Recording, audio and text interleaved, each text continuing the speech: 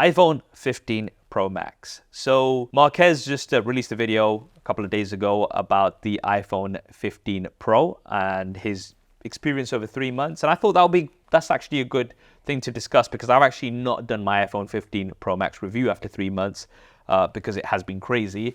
We've both been using it. I've had one of my SIM cards in this, and this was one of my favorite smartphones of the year. So it was one of my top 5 picks, and it's also one of the devices that I'm taking with me into 2024. There's some really good things. There's some things that are like, I didn't end up using as much as I thought I would. But overall, I just think it's a really good phone. So like, first thing I want to talk about is USB Type-C. I mean, this is something that we've been screaming about for so long, right? Thank you, EU. Thank you.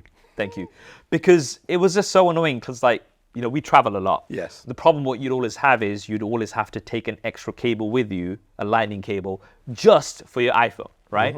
Now, AirPods don't stay in my ears, so I don't have that. And I know they've updated some of the AirPods, and there's going to be a process of updating everything to USB Type-C. But it still feels weird to me whenever I plug in the same cable that I've got on my Samsung Galaxy S23 Ultra into the iPhone 15 Pro Max. It still feels weird to me, but I'm so glad it's here. It's been an interesting year with this device because design-wise, changes have been very minimal, other than titanium, but it really looks the same. And I have to say, it's a really good device. I have some positives, I have some negatives on there. Type-C, huge, makes it easy. For me, gaming has been huge on this, just simply because you can play console-level games. Now, Apple talked about that. I just did a video on Resident Evil 4 on the iPhone. And what I think Apple is trying to prove here, and I really like the fact, is that, look, I love Xbox Game Pass. I use it a lot. I use it on multiple devices. But once I jump on the plane, I cannot use it. I'll have to carry my Steam Deck, ROG Ally, any of that stuff. Yeah. So for this trip, Yeah. I didn't bring my Steam Deck or Ally. Yeah. I took the iPhone, connected my backbone controller, and I was able to play Resident Evil 4. Yeah. You know, being able to play that, it's such a very simple thing, but it works really well. So there's been attempts at things like this before, but I think Apple is the one that can actually get it done and have lots of game developers come on board to bring these console level games regularly onto iPhones. Like, I'm still waiting for Assassin's Creed. I was going to buy it, and I was just like, you know what, I'll wait till it comes on the iPhone, because then I'd rather just play it on here, because that way I can just, you know, like, I love my ROG Ally, don't get me wrong, but that is something extra that I do need to take with me, whereas this is always in my pocket. Exactly. So I can just pick up anytime. And the extra thing they want to move you away from PC ecosystem is that once you buy it on your iPhone, you can continue that gameplay on your iPad with, you know, M-chip, your M-chip MacBook Air, and your M-chip MacBook Pro. So you can go to a much more powerful device, get better graphical fidelity. I don't know how it would compare against, you know, high-end gaming PC, but you can still improve the experience from device to device, rather than if you're playing on PC, you're either stuck with a PC or your Steam Deck, or you're stuck on the Xbox only or the PlayStation. So that's there. Now, my negative, this one comes in lieu of the misses, but it's something that we don't focus a lot on. So she was really happy to upgrade to the 15 Pro Max. She's a 15 Pro Max. She's a Max user, standard. She got it. She started taking selfies, and she hates the selfie camera. Interesting. Absolutely hates the camera. And she's like, didn't you review this? I was like, I usually focus more on the rear, which we all generally do. Yeah. And she talked about how it just wasn't doing the same in terms of coloration, and also was trying to over highlight a lot of things. This is so interesting. And then she went online. As soon as she said that, she went online. She found dozens of Reddit posts and things like that. Yeah. And she looked at me. She's like, "You talk to Apple. Did you fix this?" You know. But I also realized, I took more selfies, and I realized she was actually right, because for me, I had the opposite of her. Like, and it's the skin complexion thing. My wife is much lighter than I am. When I take a selfie, I look like a flat shade of chocolate. Honest to God, that is what it looks like.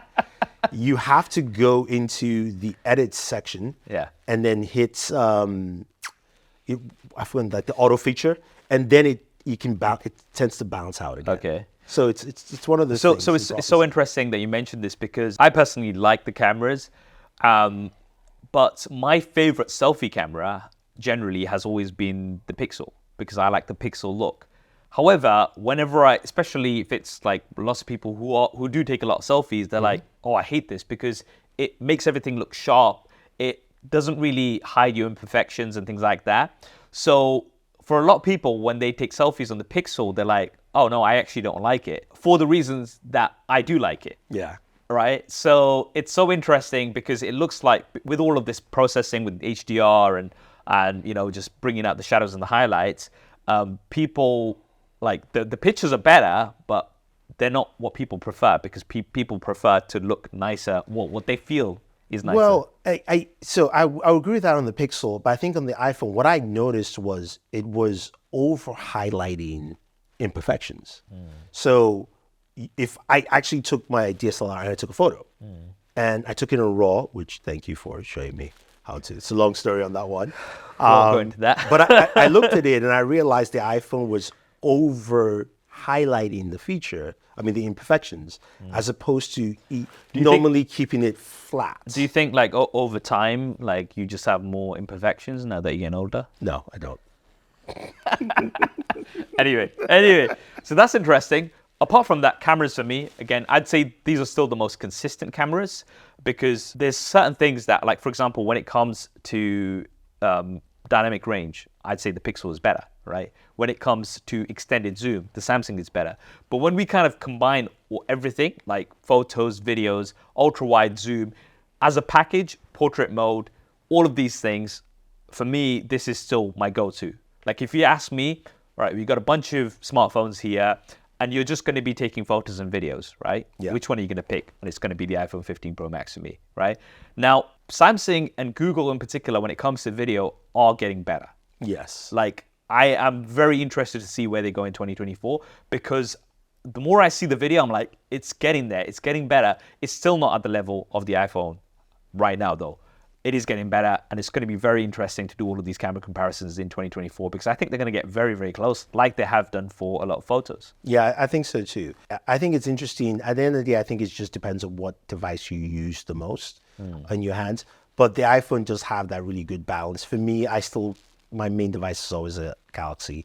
So I tend to use that even more for video now, where I realize I can interject that into my YouTube videos and most people won't notice unless you have a really keen eye in there. Yeah. But I think the iPhone has that overall balance that really brings all the camera sensors into play. And just while we're on the cameras as well, now that you can shoot S-Log. Now, a lot of people ask me that, shall I get the Pro version so it can shoot S-Log? And then I'm like, do you know what S-Log is? And they're like, no. Then don't. And I'm like, then you don't need it, right? If you don't know what it is, you don't need it. Like, personally speaking, even though we do a lot of video production and stuff, I still don't end up using S-Log because I think what comes out, the color science that comes out of the iPhone by default is really good. I actually switch off HDR, by the way. I don't like putting HDR on the iPhone when I'm shooting video, right? So because HDR video doesn't work on all screens, it's like that whole process is very annoying for me. So I always just shoot as standard, and I think it shoots excellent quality video. And even though S-Log is there, and it's nice there to have it as an option, and I'm sure lots of people do get great use out of it, I actually don't use it myself. I've used it a couple of times when I was doing the camera comparisons to show, but I haven't used it since then. Nah, I haven't touched it once. I mean, it's just not, it's one of those things where it's a great addition, and it's something, if you're a professional videographer or photographer, it's an addition to have because, hey, your battery might die out or something. You're like, okay, look, if I shoot an S-Log, then I can, I can go and color this to match my Canon or my Sony, and we'll be fine. You've got lots of options, and it's great to have. It's just I haven't found myself using it. Another thing that I've not found myself using at all is the action button, right? Now, initially I thought great because my phone has been on silent since 2008, right? I never have ringtones or anything. I hate it. Like, it actually annoys me when somebody has like a ringtone go off or something. I'm like, you still have that? It's like, no, keep it on silent, right? So whenever there was the mute switch, right, it was always on mute. So it was pretty much I put it on mute, and then that's it. I would never touch it again on any iPhone, right?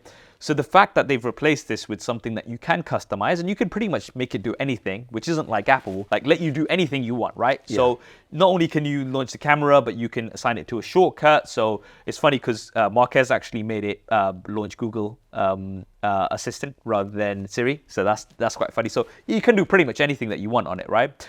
However, the positioning of it is like, it's so high that I just don't find myself using it, right?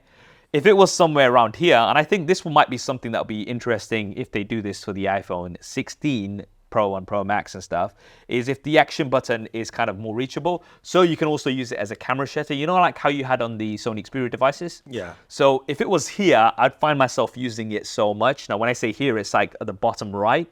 I think that would be a much more useful position for it, because right now it's one of the it's the highest physical button on the device, which I just haven't found myself using. I initially had it to launch the camera, but then you've got the camera shortcut on the home screen, so it's just like I don't really need it. So yeah, so that's, I would say, summary, iPhone still one of my favorite phones of the previous year, and it's going to have one of my SIM cards in until the iPhone 16 Pro Max comes out in like 9 months time. So yeah, Fair. looking forward to the next iPhone.